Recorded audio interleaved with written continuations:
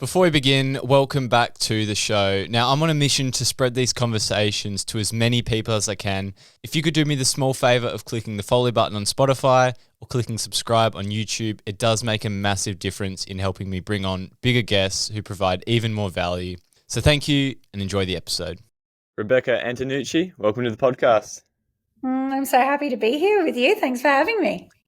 Now, thanks for coming on. So, take me to the genesis of your rise into the self-empowerment queen that you are today. Where does your journey start? Like, if we went back to the early chapters of your book, if you were writing a book about yourself, what would they entail? I love that question. The genesis of your rise. How good to set it up like that. I would probably have 3 pivotal chapters in it. Chapter 1 was the bullying chapter. When I was in high school, I went to Prestige or girls' school in Perth, Western Australia, and I was bullied for 5 years by the popular girls. And that really left a deep core wound within me of rejection and fearing women. So that would be chapter 1. Chapter 2 would be my first boyfriend. We had a beautiful, very loving relationship, but also very emotionally just like charged by teenage fueled emotions. And we broke up by him punching me in the head with a closed fist and knocking me unconscious. And that was our breakup. And then that left me again very scarred, very wounded, very scared this time of men that they would hurt and harm me. And the third chapter would be a body image chapter, which would encapsulate disordered eating. I got very much into fitness, yo-yo dieting, bikini modeling, bodybuilding competitions to really feel powerful from feeling so scared of both men and women from those first 2 chapters. And every time I lost weight and had a 6-pack and a beautiful body, lots of people were very nice to me. And I became very addicted to the way that my physical body looked to keep myself safe. And that chapter ended when I was on the receiving end of a stigmatized STI, the herpes virus. And the day that I found out that I had contracted herpes was the day that my life changed forever. They would be my first 3 chapters. That were the rock bottom moments of my life. That also were some of the best moments of my life to create the rise that is Rebecca Antonucci. It's crazy that you can't have who you are today without those experiences. But if you went back to those exact moments and told you that this would be the formational experiences that make you the person you're proud to be today, you probably wouldn't believe it. You'd probably tell that person to fuck off. You know what? It's really funny you say that. In my very first, I don't know if you ever talk about plant medicines on the show, but I'd done my first ayahuasca journey when I think I was maybe 28, 29. I was searching to learn how to love myself. I'd never done ayahuasca. I was willing to try anything and everything that would make me feel good about myself. I thought that I wanted to be fixed. I didn't realize I needed to learn how to love and accept myself and feel worthy for who I am from within. And in my first ayahuasca journey, ayahuasca showed me my life. And then she gave me an opportunity to take out all the moments that I hated and was at personal war with. So I took away the bullying. And I took away the boyfriend punching me in the head. And I took away the herpes virus. And I only left the, air quotes, good moments, the ones that I wanted people to know about. And in this medicine journey, I'm sitting there as she takes away all the times that I ever wanted to not happen. She totally removed them and was like, here's your life. Here's your perfect life that you can tell everyone about. And I wanted them back. And I was like, no, put all those times back in my life. Please give them back. I you can't take them away. But my entire life up until that point, I thought I wanted them gone. Like if that hadn't happened to me, my life would be different. I'd love myself. I'd be in relationship. I'd be rich. I'd be successful. I'd be happy. I'd be fill in the blank, whatever I thought I would be if those things hadn't happened. And that was a big part of my healing of like, oh, she took them away from me. And I begged her to give them back. It's like, I saw this in a movie the other day where someone didn't want something, but as soon as they took it away from the person, they desperately wanted the thing. It's crazy how humans are. How silently, like in the background, do you think that these beliefs and these scripts were running your life? Like, what were the cost of these experiences in your life up until the point where you started to introspect and start to work through these? Yeah, that's a beautiful question. They were running constantly. It was like a siren in the back of my head that no one else could hear except me, that was saying, no one will love you unless you lose weight. No one will accept you unless you're beautiful. If this man knew that you test positive for this stigmatized virus, he wouldn't even be talking to you. People won't love you because you've ruined your life. Like, you got to work harder, and you've got to be, if you make yourself really, really, really good, then maybe when you're finally honest about yourself to someone, they'll accept you. You can kind of weigh your bad on a scale of good, and hopefully the good will outweigh the bad. But you've got to work really hard because the bad is so bad. And that was just constantly on in my head. So I was working really hard, working on my body, working on my money, working on my business, just like, what can I do that will make me so good and worthy and valuable that when someone finds out this bad, awful thing about me, maybe they would still accept me because there's something good and valuable that I'm offering them. And so I had to learn that, like, it's not something that you offer someone. It's not a bank account. It's not a body that you offer it. Your essence is the offering. And that was the key piece that I was missing. And I had to go on that journey of, like, I think most of us do.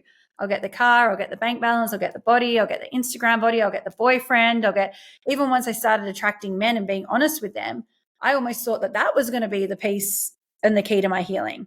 Of like, oh, finally, Egan thinks that I'm awesome, so that I should accept myself now. But you accepting me was only ever temporary. And for as long as I needed you to say it, it was like a hit of a drug. Like, okay, great, it feels good right now. But eventually that hit's going to wear off. And then I need another hit and another hit. So I'd constantly be out in the world being like, okay, someone else tell me that you choose me. And eventually I realized, oh, this external validation, which then transitioned into external choosing, just deeply wanting to be good enough for a man, that I needed each man to basically say, I choose you, I choose you, I choose you, I choose you. But what I was missing, the key piece that was missing, was I was not choosing myself. So the cost, to wrap this up in a bow, the cost was everything that I really wanted. The cost was actually loving myself, actually dating authentically, actually attracting a man that I would want to be in relationship with, because I was searching externally for life to tell me that I was chosen versus me to tell myself that I choose myself. I find that that's a common experience. Do you feel like you were just positively redirecting the same root fear that was caused by these early experiences? Mm-hmm.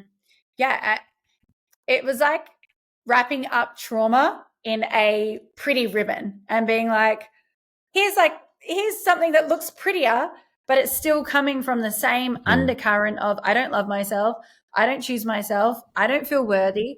So let me dress it up and try and make it look beautiful to say and feel healed. But it was the same pattern running.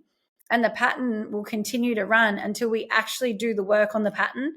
But at the time, I'd never studied personal development. I didn't know what limiting beliefs are.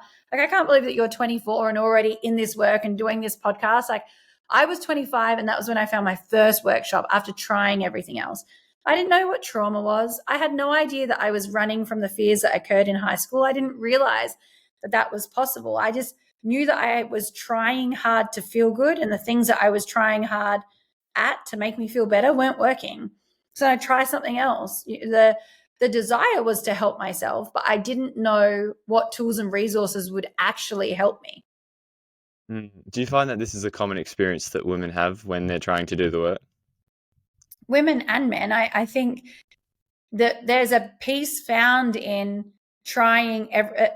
It's almost easier to reach for something external. Oh, I don't feel good about myself. I don't feel sexy or chosen by a man. I'm going to go get a personal trainer and a diet plan. And, that could be considered hard work, but I eat my chicken and broccoli and I work out for 75 minutes a day, and then I get the result of the body, and the body is meant to attract the opposite sex, and voila, I should feel better, right? Versus actually sitting with myself and saying, why don't I feel that who I am as a woman, no matter how I look, no matter what has happened to me and what I've been through, why do I not feel like that's worthy enough to say, hey, here's who I am, and I'd love to spend time with you. That, for a lot of people, is deeply confronting. And there's not a 1 + 1 = 2 framework for looking at the self. It's constant work every single day. So in my opinion, going to the gym for 75 minutes and eating some chicken and broccoli is like a walk in the park in comparison to really sitting down and looking at yourself. Do you think there's a distinction between men and women and how they best work through that? Because I feel like like from a masculine and feminine energy standpoint, there is a difference. But like, I'm trying to wrap my head around that one because I feel like there's this social narrative that's like glorifies the hustle culture for both men and women. But do you think that there's a difference between how men and women would work through this tension between push for more and prove to yourself through achievement versus sitting with yourself and working through these limiting beliefs that are under the surface? Yeah, there's the hero and the heroine's journey. And for those who are interested, you can Google it. I really liked researching this myself. And the hero's journey really speaks about the man's heroic journey in life, and the heroine's journey speaks about hers. But they say that the first mountaintop that we all try to climb is external. And even Jim Carrey has that famous quote, and I'm going to totally butcher it, that I wish everyone could get rich and famous to realize that that's actually not the thing, like not the key to happiness, and it won't make you feel better. But I think we've all got our own version of that. And once we've tried so hard to achieve something externally, having our wounded ego convince us that that thing will bring us some kind of feeling that we've been aching to experience. And then we get it. Maybe it's a girlfriend, maybe it's the money, maybe it's a business, maybe it's 100 million downloads on your podcast. Who knows what the thing is? And you get that thing, and you're like, oh, that wasn't it. I think at that point, man and woman is like, well, if I do that enough times, like the definition of insanity is doing the same thing over and over and again and experiencing a different result or hoping for a different result. We search for something external to ourselves enough in hope that this ache, this feeling internally will be satiated. Once we've done that many times, it's like, oh, there's something more that my soul is asking for me to explore, and I can't keep looking outward. I think man or woman, it's that part is similar. How we nurture in the second part is what I believe would be different. How you nurture your soul and how I do as a woman, I think those aspects are very different. But I do think the first quest for both is external. Yeah. I feel like no one really wants to hear from, I guess, rich and attractive and successful and famous people that getting this won't be the fix of their problems. It's almost like a repelling sort of message, if you know what I mean. Like I've had that trigger before where people say it won't, but then I feel like I've worked through that.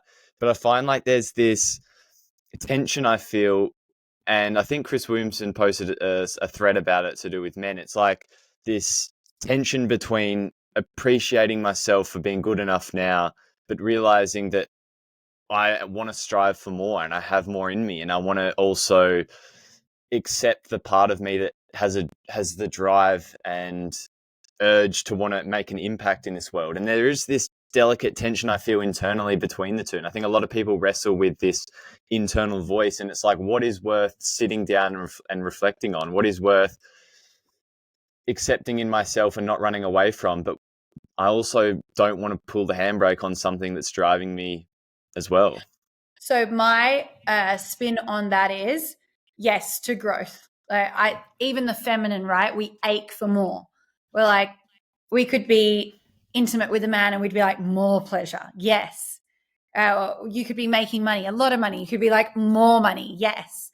I don't think we could be growing. And once we get into growth and personal development, there's parts of us that are like, wow, if I've grown this much, imagine once I grow further.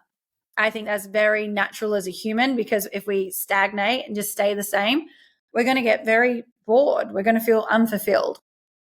The difference is when you always need more because your come from is right now is not enough, then you're only ever producing more from not enoughness. When you're like, oh my God, my podcast, my life, my intimacy, my body, my expression, my experience of me, enough and still can grow, that's a desire for growth and expansion. And the energy is, I'm worthy, whole, complete, and more of me is possible. But when it's like, Beck's not doing enough, Beck needs to make more money to be enough, Beck needs to lose more weight to be enough, I could do more, but the come from is not enoughness. So the more will never satiate.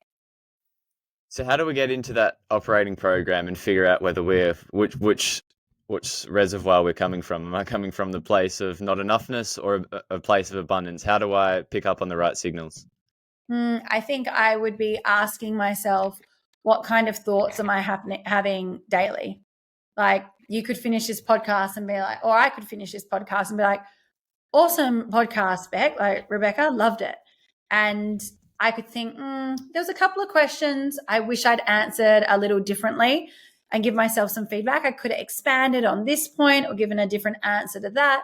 But like, I'm learning, growing, and that was awesome. Like, I can't wait to share the assets.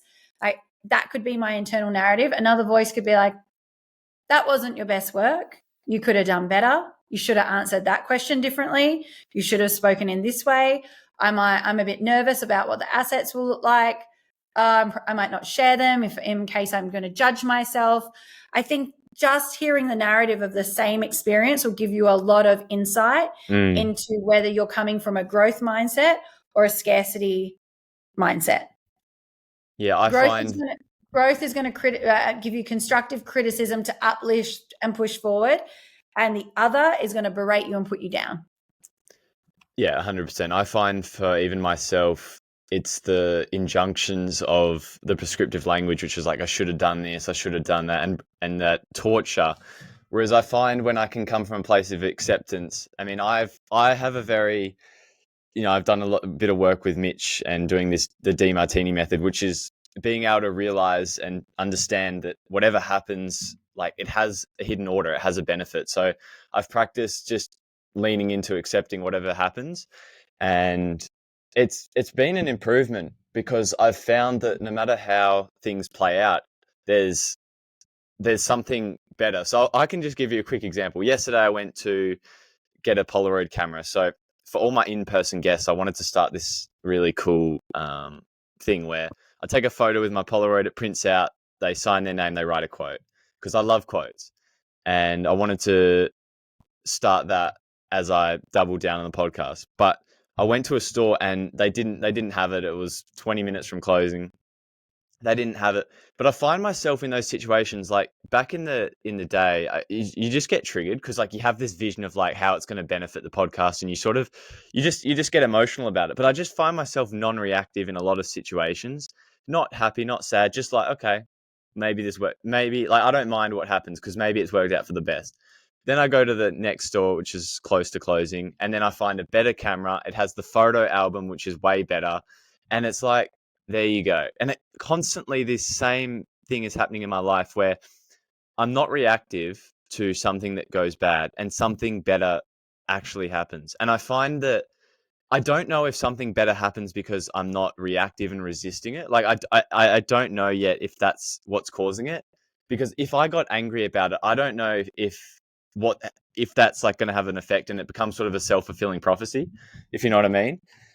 I mean, my opinion of that, I call it burnt toast theory. Like, my tire, I was driving through Austin the other day, and I was just driving through the traffic lights. I had my whole perfect day planned, spent thousands of dollars on a stylist, was meeting her in a couple of hours, had my hairdresser in an hour. As I'm driving through the traffic lights, something hits my tire, totally slashes my tire. Like, not a little puncture, slashed. Got no idea what it is that I hit. I'm on the side of the street. A homeless man is helping me, like trying to help me change my tire and call the tow truck company and all the things. And my first reaction was like, I could get frustrated. My whole day is going to get flipped on its head. Or I can just be with what's here, which is my tire is slashed. I can get as upset as I want about it. But either way, it's not getting fixed any quicker. And maybe it got slashed for a reason, because maybe God was saving me from a car accident. Maybe I pulled up to a traffic light and someone slammed into me. My thought is, I'm always being saved in every moment, and every moment is working out for my best. But if that's my belief, I can only believe it always. I can't believe it when things are happening that I want to have happen. So when the tire got slashed, same thing as you. It's like, okay, I could choose to be reactive, and our belief is this is working out for me. And the reason that I think that you don't react then is if you are practiced in telling yourself, this is working out for me, like even this moment with my slashed tire is working out for me right now, then that actually calms the nervous system. Because as soon as I'm like, oh my God, my tire is slashed, oh my God, the tow truck is going to cost me thousands, oh my God, the stylist, what a waste. Oh my God, my day is getting ruined. My nervous system, my body starts to clench and get tight, and fear starts to penetrate my entire body. I'm no longer receptive. I'm reactive. I'm no longer in my listening and learning brain. I'm in survival, and everything external to me is going to feel like a threat. But if my belief is, and I'm practiced in telling myself, like, Rebecca, this is working out for you too, I can take a breath into my body and be like, slash tire, would have preferred this not to happen. And yet, let's be with the slash tire and make the best decision for us from this place. And that's why I believe for you that you find the better camera. Yeah. And I always ask myself the question, what is this teaching me? And often if I'm settled enough, there's usually a pretty good answer. And that becomes a pretty good starting point to, I guess, get the most out of any situation. Yes. So, something I wanted to delve into and sort of go back to was this shame thing, because I really want to wrestle with this idea quickly about the tension between striving for more from a place of fear, but knowing how to overcome these scripts that run our life. Because obviously, like you said, you had a lot of these scripts running in your life, and we spoke about the thoughts. But what are some of these first steps after becoming aware of them that we can go through to overcome them? So we start becoming aware of, I guess, the language that we're using when we speak to ourselves. But after someone does that, how can we start to dismantle these scripts in our life? Yeah, I think one of my biggest questions was really challenging my beliefs just as a starting point, because there's a very logical part of me that is like, okay, I'm very emotional, but I love the concept of logic. So the first thing I started to do was just ask, are these beliefs true? Like, you test positive for the herpes virus. No man is ever going to love you. No man that you would ever be attracted to is ever going to choose you. He would never lower his standards to accept a woman like you. That was like a constant running thought. And so I started to give it a voice, so it wasn't just internalized, that I would actually speak it out loud. And then I would ask, is that voice true? And the first answer would always be yes, because my wounded ego was very convinced that was real for me. And then I would ask myself, is that true with a capital T? Like, grass is green, sky is blue, universal truth. You know it for a fact. And I then started to think, no, it's not. And then I'd ask myself, what other possibilities are there?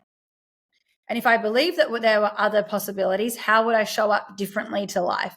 And that was just the start of challenging the narrative constantly. Like, I used to call myself fat. I'd have an eating disorder. I'd be like 12% body fat with a ripped little six pack, and I'd be standing in the mirror calling myself fat. Again, is that true? Well, for me, with an eating disorder and body dysmorphia, I was looking in the mirror and seeing myself through the lens of my thoughts. And my answer was, yes, I'm fucking fat. That was like her biggest fear. Challenging it. Is this absolutely true? Like, capital T truth. Grass is green, sky is blue. Truth. Fact, Rebecca. The next answer would be no. What other possibilities are there? And if those other possibilities actually existed, how would I start showing up differently to life? And how I would start showing up differently to life was so important, because action moves energy and creates an opportunity for change. And so by me taking different actions that supported a new possibility, actually supported my life to move forward towards growth and transformation, versus staying in the pattern and staying in the limiting belief and acting from the pain. So that is like a very simple tool that I would have people start with. Do you find it's important to get people back into their bodies? I find most of us live predominantly in our minds, and I said this in the last episode, but I find it was interesting that our sensory system is located at the top of our head, right? Like our eyes, our ears. What would happen to our conscious experience if they were located on our hips? Would we be less in our head because we stop identifying with our mind, because we see everything through the top of our head? Because I find that because I'm seeing through my eyes and that's where my brain is, it feels like I'm just living up here. Whereas if I was picking up the environment from around at my hips, it might be different. Well, I don't know the answer to that, but is it funny you say this? One of my favorite teachers is David Guillaume, and he's one of my dream podcast guests to have on the show. I was listening to one of his episodes the other day, and he started telling a story about a young man who in their family, it's a hereditary disease, they lose their eyesight. And he lived his entire life knowing that eventually he was going to lose his eyesight and not be able to see. And then eventually in his young 20s, he did lose his sight. And he said that basically that's the day his life began, because no longer was he looking through his eyes, he was seeing the world through his senses. So much so that if his sight was offered back to him, he believes that he would say, no, I don't want it back. And that story has really sat with me. And I've started to ask myself, if I couldn't see, what kind of man would I go on a date with? If I couldn't see, how would I move my body when I'm at the gym? If I couldn't see, how would I feel about myself when I get myself ready for my day? And how would I choose to get myself ready for my day? Like, I could quickly get up, wash my hair, brush my teeth, straight out the door and go. But if I couldn't see, would I like take my time with myself so I'm feeling my morning in a different way? And so that's a question that I've been sitting with. Like, and I believe that my opinion is it doesn't really matter where our eyes are. It's being able to connect with your body that supports you from no longer acting just from thought, because you're so connected to your feeling that it's like, oh, I'm in my body right now. And that sensation is so alive, so much more alive than what a thought could ever do for us, that I'm willing to live from that place. That's what I think the difference would be. So do you think that our bias towards the sensory system and how things look is impacting our dream life and what we think about success? And do you think that that's having a huge cost to people? Absolutely. And what cost do you think that is? I mean, I think everyone that's listening right now could answer that for themselves. But when you go, of course, you want to be attracted to the person that you're dating. But if you could not see them and you had to feel them and only speak to them, what kind of conversations would you be having with that person to establish commonality, values alignment, chemistry? That would be different. If you couldn't see people's social media, like how would you feel a person? How would you interact with people? How would you show yourself? Even I had a viral reel go off recently, and it went into a very unaligned algorithm, and I got about 2,000 hate comments. It was mostly men, but there was a few young women on it. And I was just curious the kind of profiles that were commenting on this particular post. And these young women were covered in filters. Now, I don't use filters. I don't really wear makeup. I have eyeliner on and mascara. That's me done. But these women, you can tell they've got this Facetune app and they've smoothed their skin. They've cinched their waists. And it's like, why are you doing that? And what is the cost to your life to do that? Or I've worked with men who have told me about dates that they've gone on with women where women won't look them in the eye because they don't look like the photos that they showed themselves to be. Why are we trying? And that's an interesting and very curious question to ask. Like, why do we feel that we need to show the world, this is the best version of me, but that version of you doesn't exist?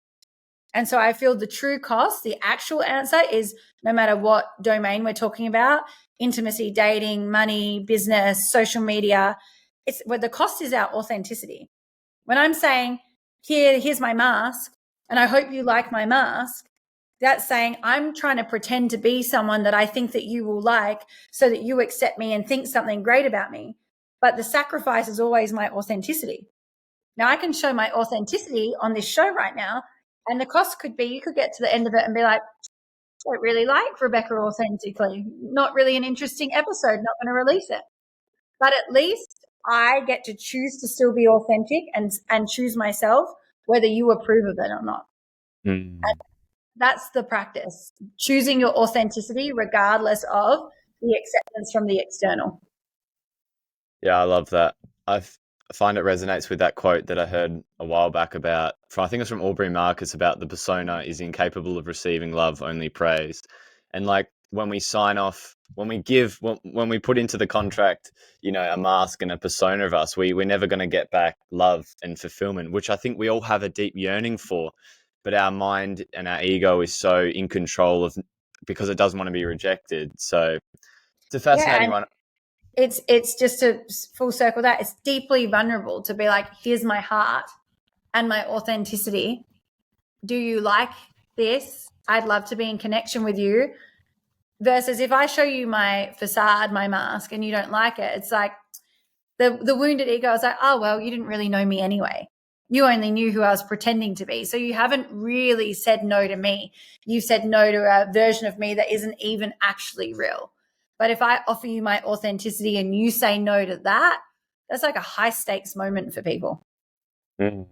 There's two things I want to get into. And the first one with that is this: there's almost a merging between the false self and the real self, because it's so practiced that you actually don't know what it looks like and feels like, that you can easily convince yourself that the person you're showing up as is actually you, because it's so foreign, because it's never been explored, because it's been 5, 10, 20, 30 years of being someone else, that this authenticity piece, you probably don't even think it impacts you or is affecting your life, because it's so silently controlling you in the background. Yeah, I mean, I don't believe in imposter syndrome. I know everyone talks about it all the time. I'm like, you're only an imposter if you're pretending to be someone that you're not. That's my belief. Mm. If you are absolutely authentically yourself and you're showing the embodiment of you, I don't believe imposter can exist. But if you're pretending to be someone that you're not, if you're pretending to be better than what you think you are, if you're pretending to be more confident, more successful, more loving, more whatever you are pretending to be, that's where I believe the imposter comes in. And so if someone didn't know, they're like, oh, I've been pretending to be this for 5, 10, 15, 20 years.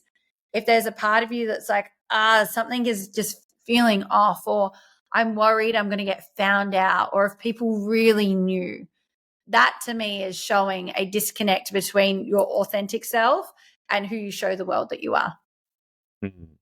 I find something powerful is if you just own every part of yourself, which is incredibly difficult to do when, obviously, for example, in your journey, owning such a thing that has such a stigma around it. Obviously now it's like, how powerful. But if you own every part of yourself, you're free. But I think you have to free yourself first. Like, there's the external world of like proclaiming like, I don't care if you like me or not. But there's also that internal thing of like, I love me first. Because I think I've been on this journey too, where it's too much focused on like, I don't care what you think. And it's like, it's almost trying to like have a competition between this internal dynamic of, I'm still figuring this out inside, and I'm trying to focus on the outside. Whereas when you focus more on the inside, it actually becomes a lot easier when you do transition to the outside. You're like, you know what? So what? So what? Like, you have to spend every second with yourself, every day when you go to bed. It's exhausting if you don't like yourself. And there's an authentic, I don't care what you think about me. And then there's a protection, I don't care what you think about me. And I think they're very different. They're two, one's very embodied, like, this is who I am, take me or leave me. And another one kind of has a bit of fuck you energy behind it and underneath it, which to me shows still vulnerability and a lack of true acceptance. Yeah, there's a different energy, and I feel like you can feel it if you truly ask the right questions. Something I wanted to ask about, the second point, was about women and beauty standards, because I think this is a fascinating conversation to have with you. I find that there's a lot of commentary around like, accept who you are, don't wear makeup, or there's a lot of commentary around just be okay with who you are, you're beautiful, etc. But I also find that women are still trying to win the game, right? Like, there's a lot of fear around not showing up as your most pretty self, going to all the effort. So I find that there's this almost paradox where like women are criticizing the system they're in, where they have to be beautiful, but they're also trying desperately to win that as well.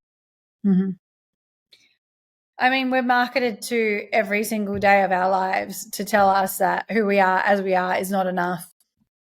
And we used to just have rom-coms and magazines, and now we've got social media that is in our hands 24/7, I think most people could look at their screen time and say that could reduce by maybe 80%. And that's showing us filters and perfect bodies and perfect lives. And there is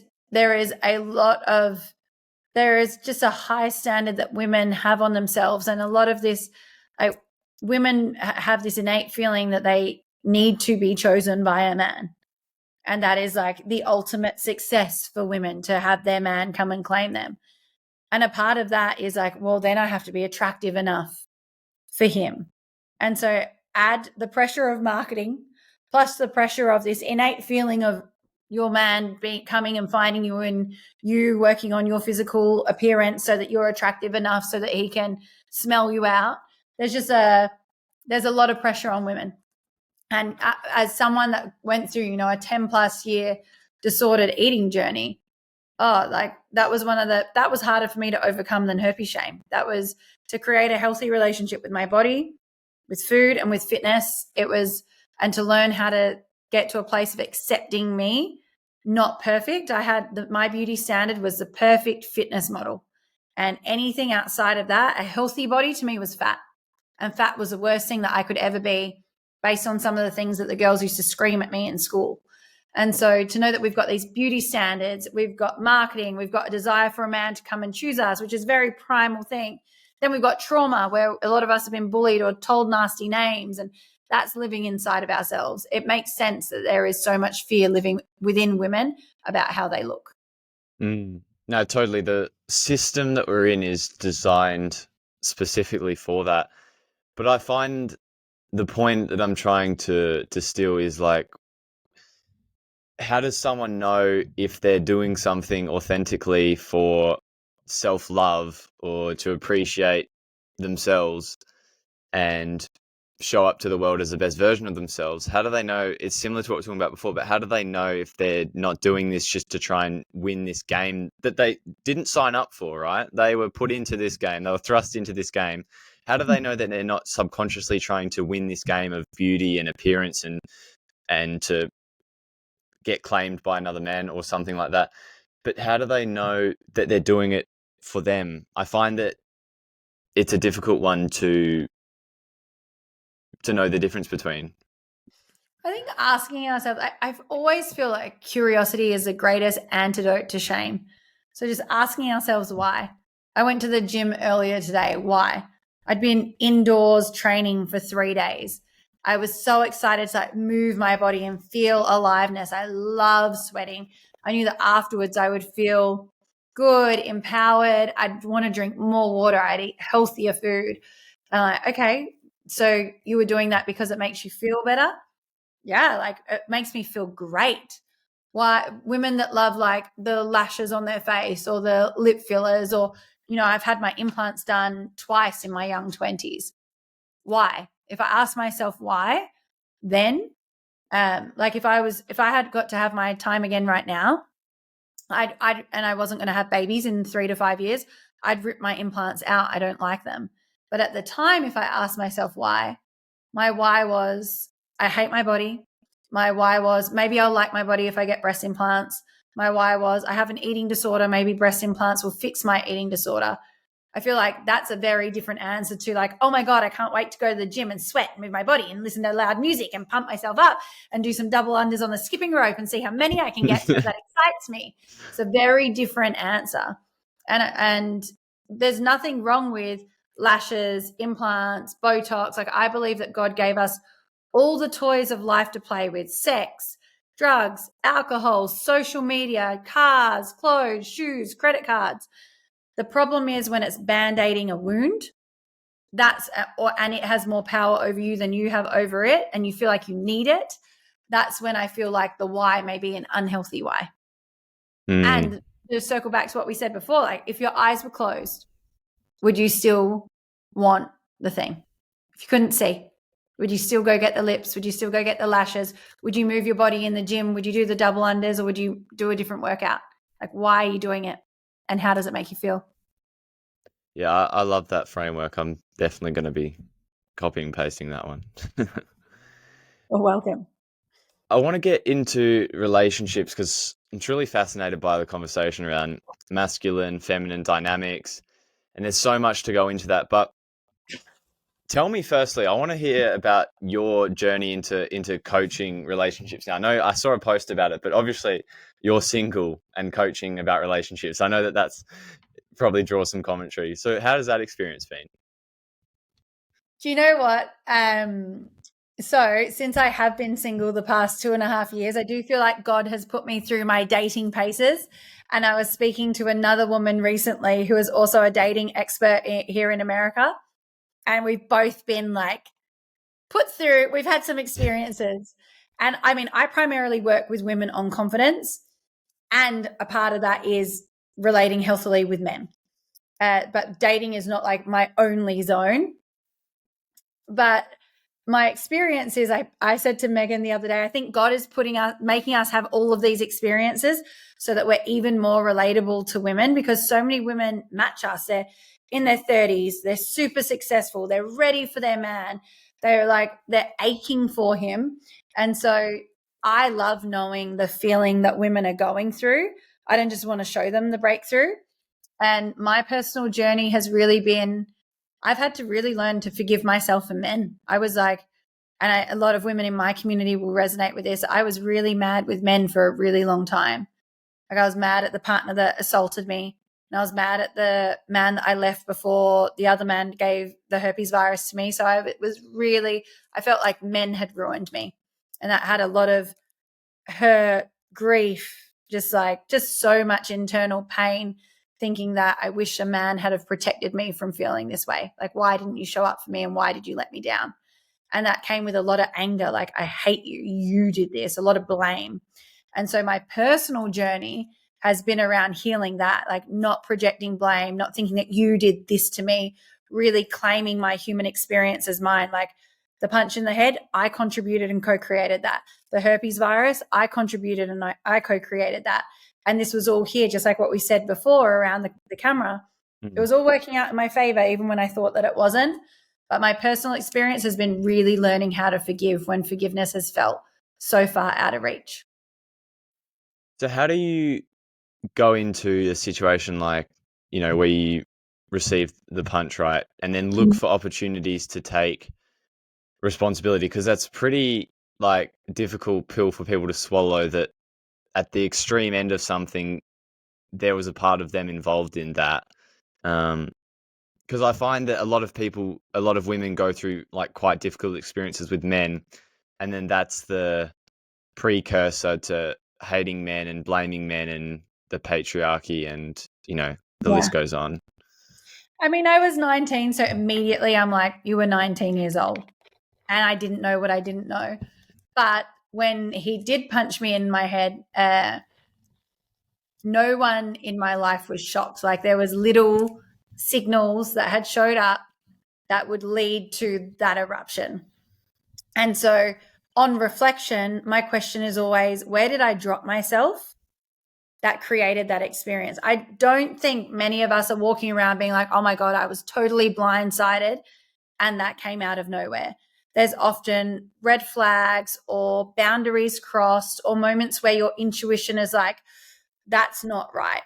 And with the punch or even the breakup that led to the herpes virus, I could pick up 30 instances where I crossed my own boundary for the sake of love and connection with that man. And so my responsibility is, all those times that I dropped myself and said yes when I really meant no, or said something was okay when it really wasn't, or made a powerful request of a standard, a value, or a desire I had that he couldn't meet, that I knew didn't match my baseline standards for a relationship. Every time I said something was okay when it really was not, that was me dropping myself. And my God, or whoever you believe in, God, universe, source, whatever your word is, my God doesn't want me to drop myself. And if I've dropped myself 30 times with one person, like, I'm going to keep receiving lesson after lesson after lesson until something happens that really makes me hear. And so with that first boyfriend, I'd say there was 30 to 50 lessons where I overrode the lesson and said, no, it's okay. The punch made me listen. The partner that I left him for a man that passed a herpes virus onto me. I have 3 years of moments where I said things were okay when they were not. And all of that co-created the breakup and the herpes virus.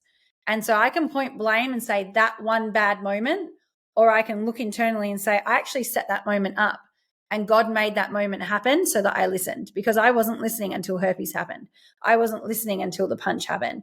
And that's how I started to take responsibility back. But it was a hard pill to swallow because I was so fixated on those two moments, and I was so fixated on blaming the men that were involved in those moments. And I know you love to ask what was the cost. The more I was so mad and blaming them, I was absolutely sacrificing the opportunity to attract a beautiful partner. Because you can answer this as a man. What kind of man wants to be in a relationship with a woman who hates men or is mad with men? Who wants to be in a relationship with someone who hates men? Oh, someone pretty probably toxic, but Exactly. yeah, I could give a long-winded answer into that too. Probably someone who's got mother issues too, but yeah, someone who wants the devouring mother archetype. But yeah, there's a lot of things to get into there. But what I find fascinating is how, as our mind is so fixated on looking at one thing to be the cause, and we never look at like the bigger pattern that's happening in our life, right? Mm-hmm. And I do this with myself. It's like we want to look to key milestones, and it's even, you could take it to in a more positive direction, right, around chasing your dreams. But we all want to look to one big staple event, positive or negative, to be the cause of our success or our demise, right?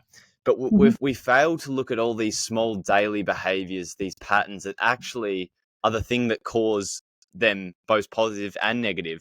So I find the more that we actually strip back things into smaller pieces, we're able to actually do that. But I find you don't do that unless that big moment, negative or positive, especially the negative, slaps you in the face, because it's so easy to ignore the signs and pawn it off as, oh, that's just life, or I just have to put up with that. And, it's not that bad, right? Like the region beta paradox. And then when life gives you the sign that you can't ignore, you're forced to introspect. But how difficult do you find it is through coaching women with their experience of going back to these moments in their life and reflecting and taking responsibility for different parts where their boundaries have been violated? Like, how difficult is it actually to do in practice? Because in theory it's nice, but in practice it's incredibly difficult. Yeah, but it's kind of like choose your hard. You could say, like you just said, what kind of man would I attract? A toxic one. And any woman listening right now that's like, oh my God, I'm still mad with men, I don't want to attract a toxic man. Like a great healthy man, if you sat in front of him and told him the truth about how you feel about men, would he be like, you sound amazing, would love to go on a date with you? He's probably going to be like, I think he needs some healing. And then I would be willing to explore dating, but healing gets to start. And so knowing that, like, there's a cost. Yeah, the work is hard and it's confronting and we get to look at ourselves. But the benefit is, like, then these beautiful men start showing up in your reality that treat you with the respect and the love and the nurture and the providership and the protection that you're aching for. Or you don't do the work because the work seems hard, and you just live from your constant state of anger and suppression and irritation and annoyance, still aching for partnership and looking around the world thinking that no great men exist. Like, both to me seem hard. The latter seems harder to me personally. And the kind of woman that I work with, she's ready for change. And I think that's a big catalyst for change. There's one thing to want it. There's another thing to be so sick of your own bullshit that you're like, no matter how hard it is, I don't even care. I will do that thing. Like, that's the place that I got to. Even the sexual shame piece, I was so embarrassed and filled with so much shame. And I wanted to do everything in my power to ever avoid having that word even come out of my throat. But I avoided it for so long that shame was just running my life, that I got to a point of, I don't even care anymore. No matter how hard it is and no matter what I've got to do, I will do it just to get the breakthrough. And the freedom that I feel on the other side, the liberation, I'm like, I can't believe you spent 6 years in shame when the freedom and the liberation is so easy. And so for anyone that's afraid of how hard it's going to be, it's worth it. Because what you can create, what you can attract, the people that you magnetize, the opportunities that you magnetize, the dating experience, the money, the life that you will create from you feeling free from within is worth the work. Is worth the work. Anytime I have something big on my plate, I'm like, Rebecca, I know you think it's hard, but the breakthrough is going to be worth it. You get to tackle this like you tackled everything else, and the only way out is through. Mhm.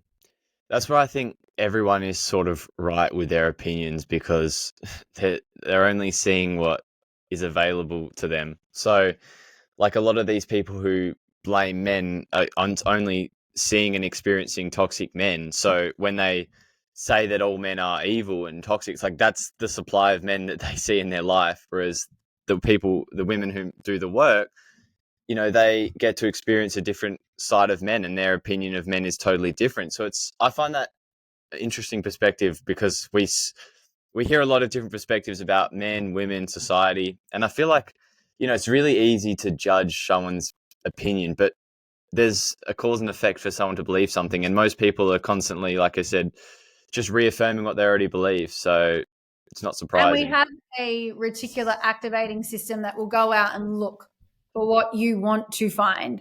So, and I'm sure everyone's heard this analogy. If we're sitting on the side of the street and I say, point out all the red cars. And after a minute, I'm like, how many red cars did you see? And someone turns to me and they're like, 9 red cars drove past in this past 60 seconds. Great. Thanks for letting me know. How many yellow cars did you see? And they look at me and be like, you didn't ask for yellow cars, you asked for red. So I don't know. I think a few went past. You don't actually have the answer for that because you were looking for red. When it comes to men, some women are looking for bad men, men that will hurt me, men that will harm me, men that will lie to me, men that will deceive me, because their belief is there are no good men in the world. So their reticular activating system looks for it. But how many good men just went past you? Did someone open the door for you at the coffee shop? Did the last man that you went on a date with pay for your dinner, send you a follow-up text and say, I'd love to see you again? Like, did Egan lighten up this podcast for us? Like, there are lots of yellow cars if I'm really willing to look for the yellow as well. And even with that viral post, there's 2,000 hate comments on it, primarily from men. If I want to look in one place that's an unaligned place to prove my beliefs right, I will always find it.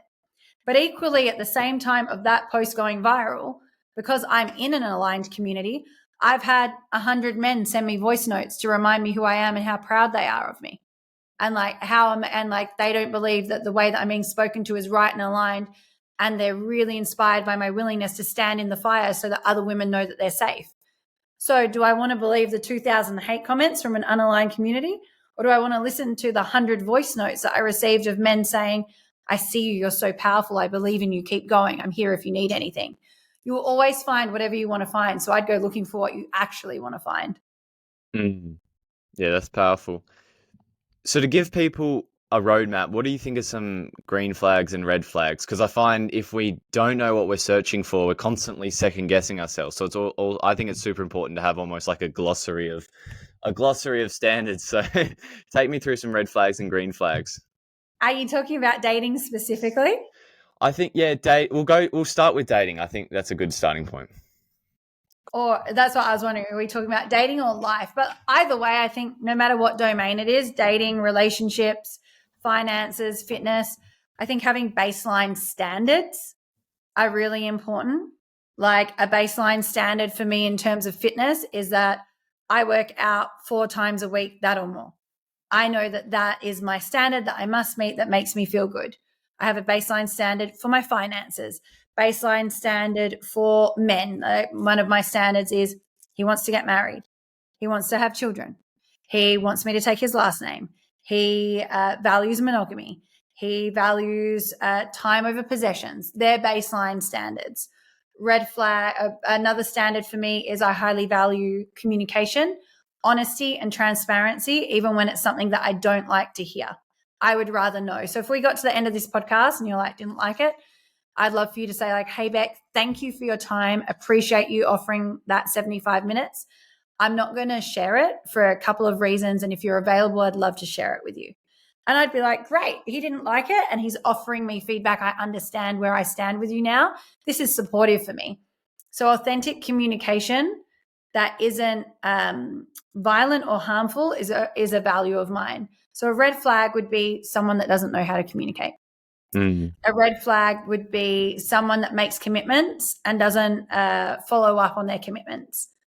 Someone that if they need to make changes doesn't renegotiate the commitments that they're changing. Someone that wants to sleep with multiple people at once. That's not in my value system.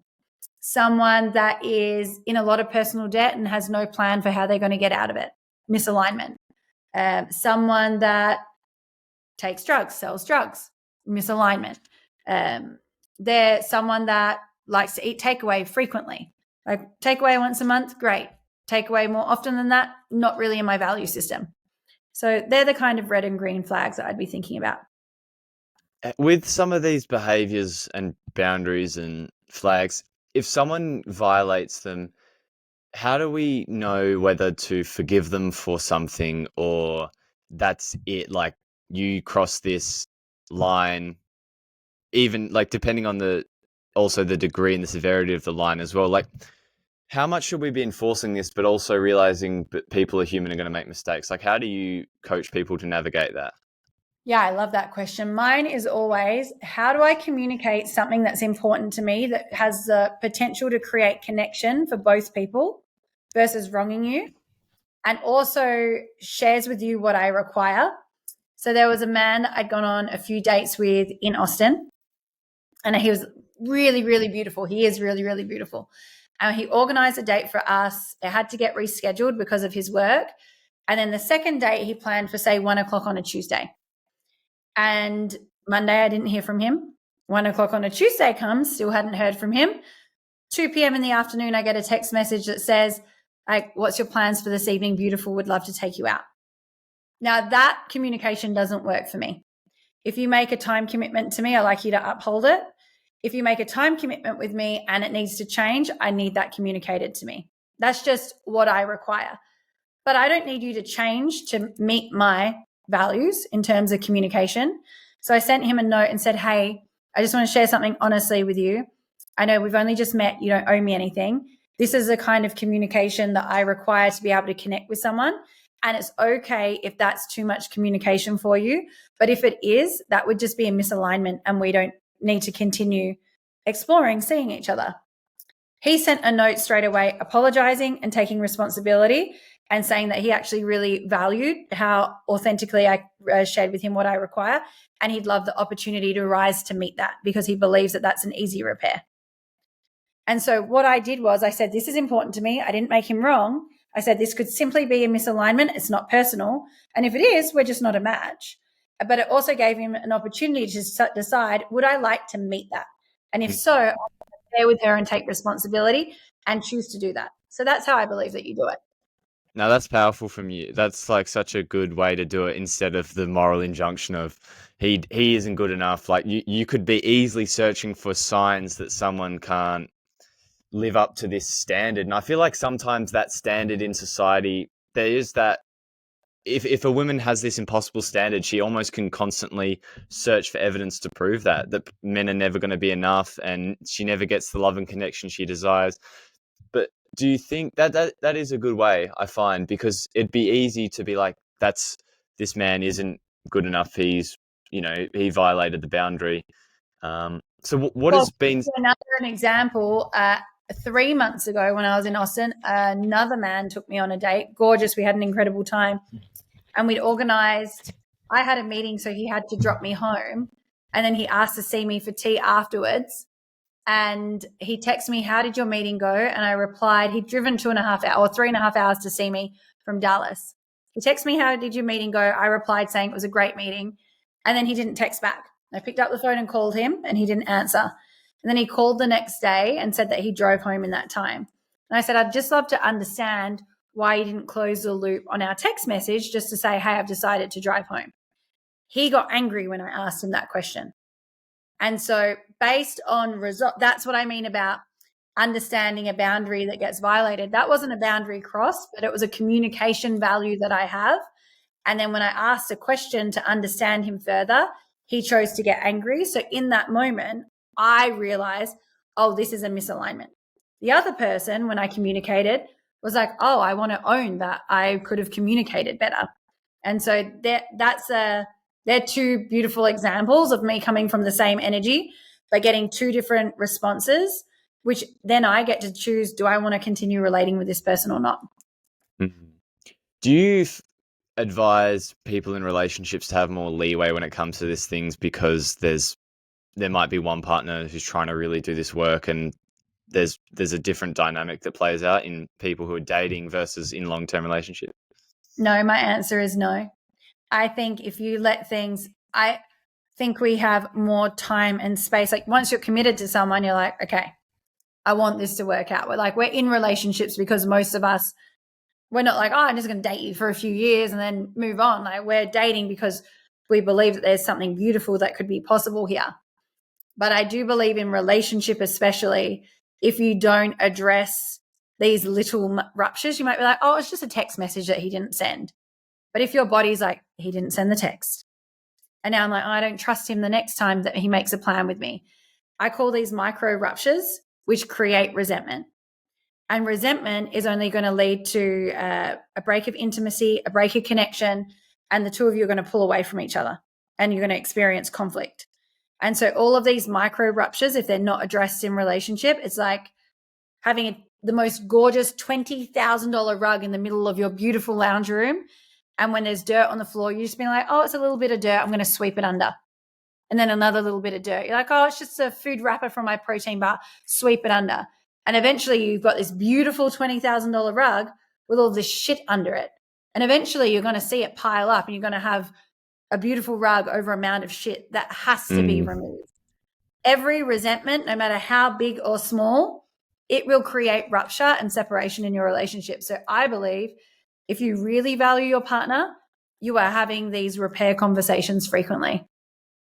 Yeah, I find that I think a lot of us have this fixation on our partner is only there to support us and not challenge us, right? Like we want the one-sided nature of relationships. Like they're here to fulfill a part of me to make me feel good about myself, instead of having that balance of support and challenge, helping us rise and evolve and expand as a human being. And I find that the more we realize that our partner isn't here just to soothe our pain and our voids, but also here to help us grow and evolve, the more we can actually appreciate them when they do challenge us, and we do see that is actually serving a greater purpose in our life.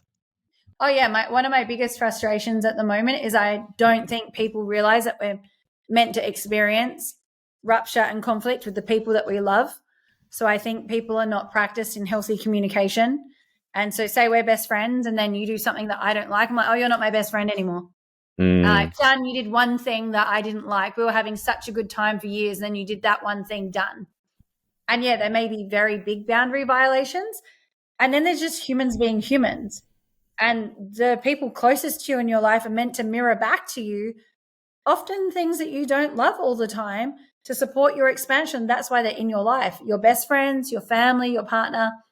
And so just to think that like you're going to attract this amazing person and it's going to be perfect all the time, I think you're living in a bit of a fantasy land and not setting your relationship up for success. Yeah, 100%. I want to quickly get into these dating rules. I found them fascinating on Instagram. Yeah, so one of them was this 5-date rule before going home, because I find that that's it. We're in a world with transactional sex is just skyrocketing. Casual sex, people, don't have standards or boundaries in place for what to do with dating. So what are some of these dating rules as well? We'll start with the 5-date rule. Yeah, I have a 5-date no at home date rule. And that is to really, I mean, I'm a very alive woman, very connected to my sex, my primal nature. I love intimacy, and a strong sexual connection with my partner is important. But I also know that I'm dating for a relationship. So for anyone listening right now, like there's nothing wrong with casual sex. It's beautiful. There's nothing wrong. Like you can have transactional sex if that's what you want. But if you're a woman that's saying I'm dating for partnership, I believe you really do want to set yourself up for success. and have a foundation of connection and trust before you go into intimacy. That way, you don't end up with a relationship that's based on sex that comes crashing down quickly. And anyone that's there just for the sex, a few will stay around the 5, 6, 7, 8, 9, 10 dates to get the sex out of you and then ghost, but most won't. And so you'll end up dating men that actually want to invest their time and energy into you. And I'm only available for that. You spoke about anyone can be the best version of themselves. I find that's super, super true, right? Like, it's easy to present yourself in dating early days or as this one-sided version of yourself, and then when the shit hits the fan and the shadow side of you comes out, then there's nowhere to hide. Yeah. I think if women don't give dating long enough, and the same goes for men, if we don't give dating a long enough time to transpire, we don't see people's patterns play out. We don't see their attachment styles play out. And people can get really excited. You're new, you're hot, you're sexy. I'm excited to see you. We present our best self. And when we're excited, we're going to be an even better version of ourselves. But once the excitement wears off, then you start to see the true nature of the person. And I believe that trust requires time. And a lot of people are not giving enough time to the dating experience to develop that trust. And people are making ungrounded assessments about who a person is off a few dates, but anyone can show whoever they want to be in a few dates. I want to know that the person that I'm dating on date 10 is the same person I dated in date 1. And the person in date 1 is going to be the same person in date 20. The only way for me to know that is to give the dating phase enough time for long enough data collection for me to really know who you are and how you show up to me, dating, and to life. It's like passing a driving test, but you've just driven out of the car park. Exactly. Yeah. And then women get really emotionally connected in intimacy. So they're forming these deep connections and attachments and bonds because they've handed their body over. And it's actually a very primal part of us. There's nothing wrong with that. And yes, some relationships have worked out when they slept together in the first week. Totally fine. Someone that was on my podcast recently said, let's not compare ourselves to the minority. Let's assume that we're the majority. And if you know that you're the kind of person that gets deeply attached after intimacy, maybe the personal boundary is I'm going to actually, even if it's hard, and I get it, I'm connected to my sex. Let's fucking go. I love it. And I want to set myself and him up for the win. So let's not create that attachment sooner than when it feels really good because we know that we're progressing somewhere that we both want to go. And I find that the sex will be inevitable if it's meant to be anyway. But it's the patience, it's the not. I think it's the fact that we have this sometimes this void or emptiness inside of us that, you know, we seek out the fulfillment from someone else. But that's where I think doing the work also is like pairs in with this as well, because when you're going through that time and there's all these feelings, these cravings, that's a great time to actually do the inner work as well and start to ask yourself these questions, not just when, you know, you're not dating and before, but also when you're in the mud, when you're actually in the dating scene. Like, why am I feeling the way I'm feeling? Well, where is this coming from? Yeah, and why? I mean, a lot of women that I work with, they're having sex to feel worthy, or they're having sex to feel good enough, or they're having sex for the sake of connection, or they're having sex because they feel lonely.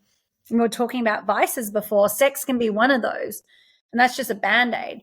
Well, I moved to Bali and I had a season of feeling liberated and free. And it wasn't a lot of single sex, but when I had it, it was alive and it was fulfilling and it was some of the best experiences of my life. And I was choosing that. And I think it's very important for women and men to know what season are you in? Because if you're dating for partnership, you're probably going to show up to sex differently. You're going to show up to dating differently. If you're having sex just to feel good enough and worthy, I really don't believe that sex is ever going to bring you the feeling. It might be one of those sexual experiences that you end up feeling a lot of guilt and or shame around afterwards because it doesn't satiate, because it's coming from lack.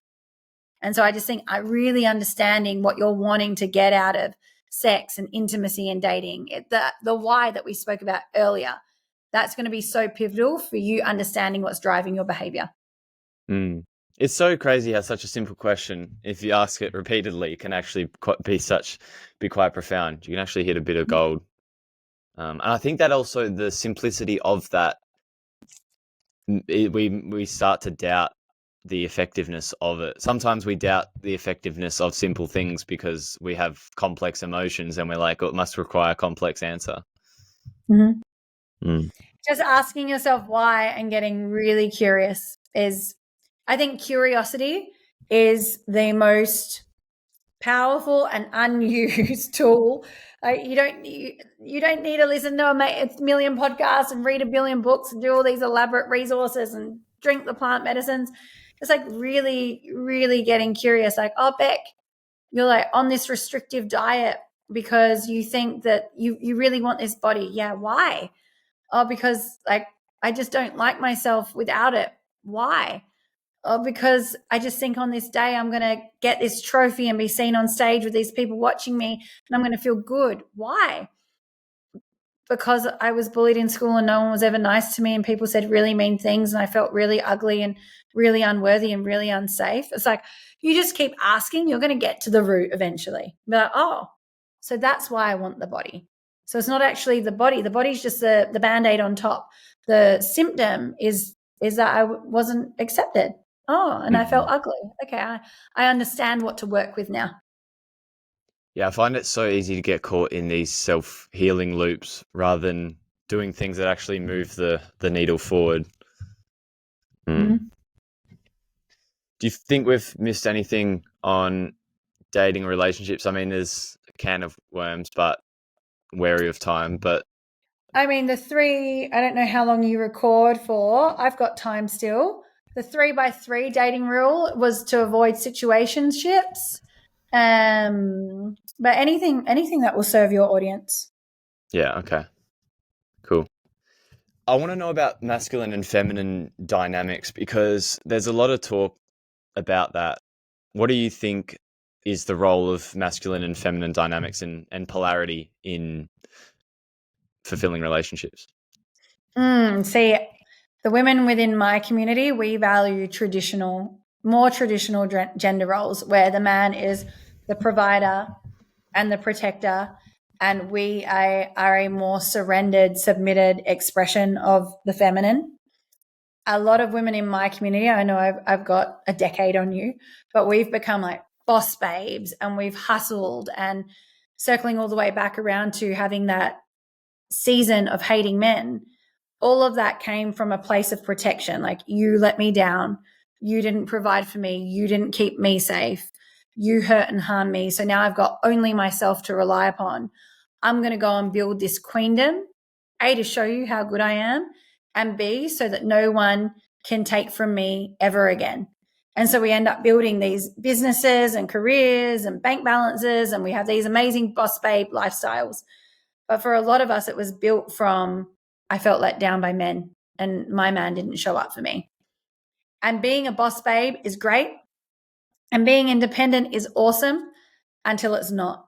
And it gets to a place where all the work and all the hustle and all the striving and all the proving and all the overworking and all the burnout isn't worth it, because the cost is love. And the cost is attracting a beautiful man that can step in and support us and be in healthy relationship with us. So we've been doing the work to unhook from the boss babe and the hyper independence to say, actually, I really need a man. And beyond that, and I really want him to show up for me. And I want him to know that I like desire and ache for his leadership. And I want you to frequently tell me what to do, because I've been doing it all on my own. And I really desire to adore and admire you and look up to you. That's the place that a lot of women in my community are at, of the other way, being mad and thinking we could do it all on our own. Felt empowering for a little bit, and then it became very not empowering. It became disempowering. And now we really are calling in our provider, our protector, our leader, that beautiful, strong, healthy man that's got this, I've got this and I've got you energy. And he comes with a essence of, I want to support you to rise into whatever queen you want to be. You want to be the boss babe? Yes, I'm going to support you, but be her from your essence, not from your striving and your proving and your lack. Be her from your essence, not because you think a man doesn't have you, because I've got you. And then because we're in our essence, he's like, oh my God, this woman who is so herself is this expression of the feminine that I've never had before. And now I feel like it can be a bigger man. And because I'm bigger, I'm providing more, I'm creating more, I'm achieving more, I'm doing more. And I love to give to her. And the more I give to her, the more she rises. And this beautiful dance between the both of us. That's what I believe most women want. Mm. Is it possible for all men to be financial providers? Or I saw in one of your posts you talked about being emotional providers and leading from a place of presence there, because I find that a lot of women have that yearning for the traditional aspect, but they almost feel shame to say that because of the social narratives that are dominating. Yeah. I really know that women really ache and desire for men to provide financially, or a lot of women do. Not, I can't speak on behalf of all women. And I think that can put a lot of pressure on men. You know, some of my male friends in Bali were like, Rebecca, if you want, I used to say a year ago, I would have said to you, I will only date men that earn more than me. That was like my truth at the time. I've changed since then. I believe I've really studied how providership energy can be so much more than just financial. And I know that a great man who has a desire to provide, including financially, with a great woman by his side, will be able to provide 100 times more with her by his side than without her by his side. So now I'm personally at a place of saying, as long as we're side by side working as a team, aligned in the financial vision, then I'm a yes.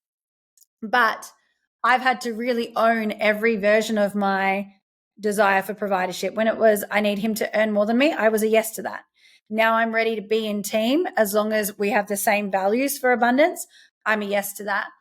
I think women, and coming back to that piece before of where I dropped myself all those times, I think that's what women get to really understand. If you want a man to be your financial provider and that's your truth, then she is going to have to do the work to be able to claim what her truth is, because there are men out there that just want to provide financially for their women. There are other men out there that want to go 50-50. There are other men out there that would love to be a provider but have no idea how.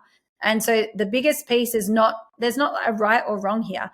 It's whatever's true for you and you doing the work to truly own your truth. Some men don't want a boss babe. One of my business coaches on a podcast I did with him, he's like, Beck, boss babes are not attractive. And so like, that's okay. There's no point a man who doesn't like a boss babe dating me. So just like, there's nothing wrong with our preferences and our desires. We just get to be in full ownership of them. That's what I find sort of the moral hypocrisy of like these people who preach like you can't have traditional values, because it's like you're telling people that it's somehow wrong, and even like you're saying that the traditional people are enforcing these toxic, rigid social roles, but they're also doing the exact same thing, which is telling people that they can't have what they want. Mm-hmm. Yeah. For a woman, to have a man step in and say, baby, I've got it. Do what you do because you love to do it, because it's what lights you up. The relaxation as a woman that puts in your body of, oh, I'm going to do this from absolute desire, but not because I have to. I just think that woman's going to produce 100 times more from that place than from I absolutely have to do it. And yeah, I have my own beliefs around feminism and angry feminists and why people are saying that traditional gender roles are wrong. Do you know, my biggest beef with it is it takes women out of their power. If you want a man to step in and provide, and that's your journey, and you haven't learned boundaries and you haven't learned healthy communication, and something goes wrong in that dating experience, that woman gets to have her lessons and learn where she dropped herself. But to just be 50-50 to keep ourselves safe, that makes no sense to me. I could rant all day long about this topic. Yeah. I think, again, I just circle back to, we know what we desire, and a lot of people are living out of integrity with their true desires. And the work is to have the courage to really own what your desires are and communicate them, So if a woman's on a date with a man and he wants to split the bill and you want a provider, you turn around and say, like, actually, I'm desiring to call in a man that really wants to provide for me. And what that looks like is you paying for this date right now. And so that to me, and he could turn around and say, that's not, I'm actually a 50-50 bill splitter. Great. But at least you know where he stands and where you stand. And then you'll continue to get more into alignment with what you really want for your life versus living out of integrity with it. Mm-hmm. I think that's super powerful, just the owning your truth. But like, that's incredibly difficult to do when I feel like we just try and make it work, right? Like we want something to work. I want to push back a little on the providing thing, because I think as well, we're in a system in the world that is designed to make us struggle financially. Like I think the wealth inequities as well between, the working class and the higher class with the money. And there is a lot of opportunity for people to make a lot of money, become rich, wealthy. Mm-hmm. But I also think it's incredibly difficult for a man just to be the provider on a, let's say, minimum wage, right? And with a lot of these like jobs, right? Because of, the rising cost of expenses. So I find this conversation is like nuanced, because it's like for the entrepreneur, he can strive. I can tell myself like I can strive and I'll get there and I can be a provider, and I can tell myself that message. But not everyone can do that, right? People are serving jobs, but I find it's like almost, I feel like then also men who can't be the sole provider now are probably going to, this message can't be a wholesale one. If I just don't understand how it can work given the structure that we live in. Do you understand what I'm trying to say? Like, how can everyone be a provider when the system of economics we're in can't allow for that? Yeah, I had a conversation with a friend in Bali, Simon. He calls himself Uncle Si. And he walks into the gym and he's like, Rebecca, he's like, you're so beautiful, blue eyes, vibrant, big energy. He's like, where's your man? Like, why haven't you been, you're such a catch. And he's like, what about these great men in Bali? And this is when I had my belief he must earn more than me. That was coming from wounding of I don't know how to set boundaries. So he must earn more to protect myself from being vulnerable. Otherwise, I'm just going to overgive and then feel resentful. But I didn't know that at the time. And Uncle Simon sat down and he started talking about great men earning great incomes. And my eyes kind of looked really big and wide at him. He was saying like $100,000, $200,000, $300,000. And he's like, do you not think that's a great income? I'm like, and I said to him, it's a good income for the right person. And he was like, well, how much do you do? And I was like, well, do you want to know how much I do personally or my company? And he was like, both. And so we started talking about it. And he said, Rebecca, if you're waiting for a man to match your income, you're going to lose so many great men who would love to provide for you in ways that you are really aching to be provided for, but just actually can't match the income that you earn because you have a business on the internet. He goes, for me, for example, I was a fireman in England and I earned 40,000 Great British pounds a year when I first started firefighting. He's like, I would be an amazing husband, amazing father. I would be able to provide for you in so many ways and take care of you. But with that as my career, I would never be able to match the kind of income that your company is creating and generating. And he said, I just think it would be such a loss to your life. He's like, I feel obliged to say this to you as an uncle, that you're ruling out so many great men just because they can't match you there. But the way that I could provide for you in other ways could support you to rise even more. And so that was like that's like one of the most monumental moments that's happened for me this year of thinking, is this income really important to me? And if it is, great. And if it's not, let's challenge it and get curious. And if he could provide for me in other ways, would that be more important than him matching my income? And so just getting really curious about that, because yeah, you're right. Just everything is getting more, like America is expensive. Australia, coffees are like $8 to $12 now. I'm like, that's expensive. So like, a teacher or a fireman or a police officer, like I think it's about, again, coming back to that, what's actually important to you and why is it? Because yes, for someone that has done a certain career and has a fixed income, they may not be able to provide for you in that way. And the two of you can work out what providership and your financial vision really looks like together to see if alignment is there or not. No, that's a really good example of exactly what I was talking about, right? Like, because when you break it down to its essence, like money is this man-made construct that we're constantly, like you said, like what would happen if because you're probably looking at the numbers, but it's the same framework that you were telling me about before. Like, if you close your eyes, like, how does it feel to be provided for? And it's like, well, how else can he bring you that feeling in a way that isn't what you think? Because this is, I think, something with self-development is like we have this obsession with like we know how we're going to get to the destination. Like we have a decent idea sometimes of like where we want to go, whether it's the dream or the partner, but we're also so certain of how it's going to play out. We start to create these like pathways of this is how it's going to be.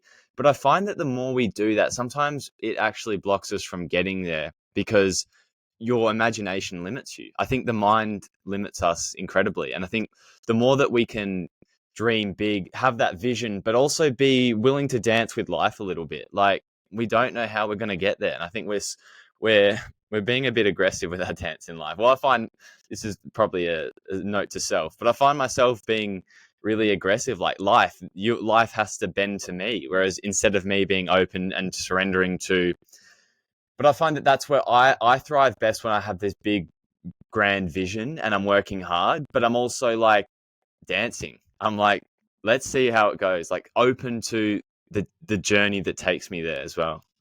Yeah. I mean, I just think, again, the curiosity piece, like I had a partner, the man that passed the herpes virus on to me, he was my rebound relationship. He was killing it financially, paying for me to go on holidays, buying me handbags, just whatever Rebecca wanted, whatever Rebecca got. And I felt very disempowered, not contributing at all financially, and ended up with a worse relationship with money. So after that, I was like, I'll never get in a relationship until I'm like really empowered financially. And then my last partner, his business was going downwards whilst my business was going upwards. And the providership was really out of whack in a way that didn't feel good for me. But because my business was doing so great and his wasn't, I was over providing and saying yes when I really meant no. So then I come out of that relationship and I'm like, well, to fix that, if he earns more than me, I'm all good. And again, I thought that was my truth until I realized, oh, it was just coming from wounding, because in that last relationship, I just didn't say no sometimes to providership. I felt obligated. I was earning the cash, so I did. And I thought having someone that earned more would protect me from that. And so just getting really curious of like, oh, is this really a value? Like I am a no to being the provider, but I am a yes to being in a team that has a shared financial vision and creating that together. And so that to me is coming from a really healthy and empowered place. But I had to go through all of those iterations of Rebecca to get to here. And so just to your point, dancing with life will get you to where you want to go. And each iteration, each season is going to call forward a different version of you. And your standards and your values may change as you mature. So what do you think's blocking you from your Chris Williamson now? Do you know what? I think this year I had to surrender my white flag and say I had all of these, and I support women to do their standards, but I had a list of the standards that he needed to be to match Rebecca Antonucci. And I've got to a point of like waving a white flag and saying, good man, inspiring father, amazing husband, incredible and very generous, intimate lover, and wants to be a team because we have a shared vision together, and by each other's side, we're going to create that with one another. I've only gotten to this place the past 3 months. Before it was, this is my list of standards and I'm not this and I'm not this and I'm not prepared to do this and he will be this and he'll be this and he'll be this. And that was all coming from wounding. So I feel that was the block. And so I'm excited to see what and who I attract from my white flag moment. I saw a post the other day and it was about arriving. I think it was Brene Brown, but she talked about like you never arrive. And I think we constantly convince ourselves that we're going to have our arrival moment and that's it. And there's constantly, layers to be peeled back and growth to be had. That is like the purpose of life. That's what we're after. Yet somehow we constantly convince ourselves, but because we're going after this tangible goal, that when we get there, that that's it. But I think surrendering to life is constantly going to teach us, constantly going to inspire us to grow and evolve. And that's not good or bad. It just is. Every season of life is going to call forward a new version of you, and how beautiful to know that we meet new parts of ourselves every day and in every season. Yeah, I love that. You have any concluding thoughts for our episode today? Anything you think's worthwhile to wrap up on? I always love the concept of whatever you're avoiding is going to manifest more in your reality. So if you go to the pain, if you go to the trauma, if you go to the shame, if you go to the scarcity, you go to the limiting belief, and you really go to the root and you address it, that's going to create so much freedom and liberation in your life. And so when you're asking these curious questions, if you made it all the way to the end of this episode, knowing that curiosity is such an antidote to pain, to shame, to any part of the hard human experience that we're going through, but also exciting human experience that we're going through. If you just ask the question, like, what am I avoiding? That's going to give you so much. Yeah. Well, Rebecca, thanks for coming on. I'm super inspired by the work you do. And I think all the things that you preach and educate about super resonate with. And I think you're obviously making a huge impact with your business, but also just your social media and the way you show up. So super refreshing the way you present yourself. And it's been awesome to take a deeper dive into today. But yeah, thanks for your time and really loved our chat. Thank you for having me on, and I can't wait to share. Thank you. Thank you for listening to the episode. I hope you got a ton of value out of our guest today. Now, if you enjoyed that episode, don't forget to click the follow button on Spotify and also click the 3 dots and click rate show. Makes a massive difference in helping grow the show and bring on even bigger guests. And also, if you're on YouTube, don't forget to hit the subscribe button. It does make a massive difference. So thank you, and I'll see you in the next one.